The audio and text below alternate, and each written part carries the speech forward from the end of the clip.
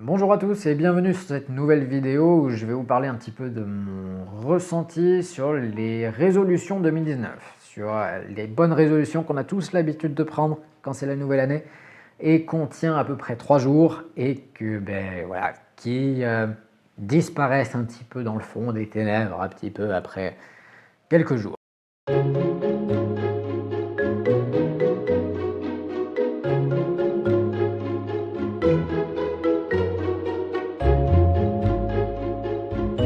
Alors moi, je ne suis pas quelqu'un qui croit vraiment aux bonnes résolutions. Les bonnes résolutions, pour moi, c'est quelque chose que je connais déjà très bien. C'est quelque chose que je prenais vraiment chaque année, mais pas des nouvelles années civiles, hein, les nouvelles années scolaires. En début d'année, là, en septembre, le 2 septembre, le jour de la rentrée, mais j'étais remonté à bloc. Mais remonté à bloc, vraiment, là, j'allais tout défoncer cette année.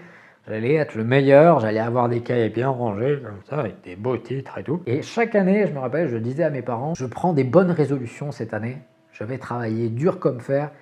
Ça durait à peu près 30 secondes et puis après, voilà, je les oubliais. Et pour moi, les bonnes résolutions, c'est un petit peu comme ça que ça se définit. Alors, c'est mon avis personnel, heureusement, ça ne définira pas toutes les bonnes résolutions de tout le monde, heureusement, je l'espère, en tout cas. Pourquoi à ce moment-là? Moi, c'est la première partie de ma vidéo. Pourquoi à ce moment-là? Pourquoi forcément prendre une nouvelle résolution maintenant? Pour moi, les bonnes résolutions, c'est un petit peu comme Noël et la Saint-Valentin. Je trouve que c'est un petit peu le côté le pouvoir du groupe. C'est-à-dire qu'il y a tellement de gens qui le font qu'on se sent obligé de le faire.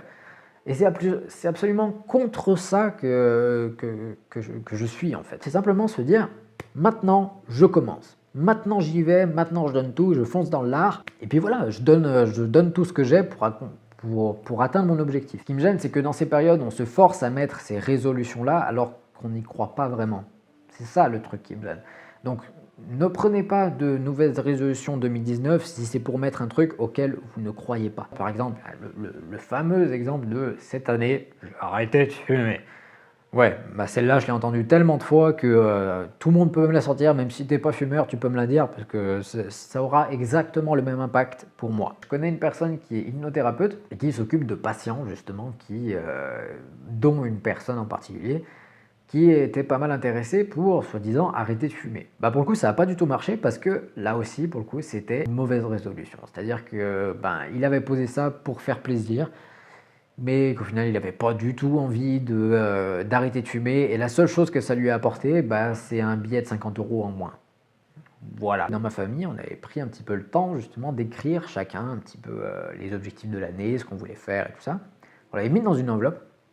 On avait fait un petit peu comme une sorte de capsule temporelle. On l'avait ouvert, pas 30 ans après, mais 1 an après, du coup, exactement au 31 décembre.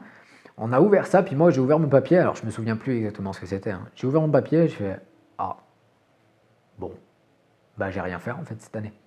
Je trouve ça plus déprimant qu'autre chose, ça va plus vous plombez qu'autre chose. Vous encombrez le cerveau parce que cette idée-là, elle va rester dans votre tête. Ah oui, ce serait bien que j'arrête de fumer, ce serait bien que j'arrête de fumer. Donnez-moi votre exemple et écrivez dans les commentaires ce que vous avez pris comme nouvelle résolution en 2018, donc l'année dernière. Et dites-moi lesquelles vous avez réussi à atteindre. Soyons honnêtes, il n'y a personne qui remplit vraiment ces conditions-là et il n'y a personne qui arrive finalement à atteindre ces bonnes résolutions-là parce qu'on le fait à un moment où c'est festif, parce que c'est un moment où il faut le faire, et qu'on oublie finalement 30 secondes après. Bon alors là, je suppose que ça a l'air très pessimiste, mais vous inquiétez pas, je suis optimiste de nature.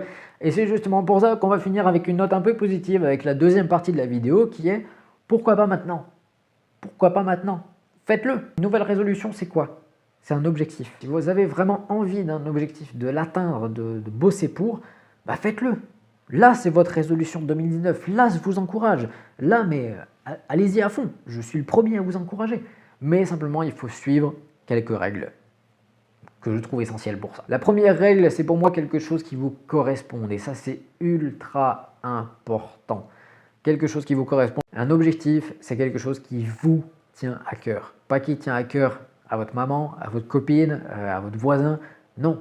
Votre maman, elle sera peut-être contente si vous ramenez un 19 sur 20 en maths, que vous faites une filière S ou un truc comme ça. Elle sera peut-être super contente.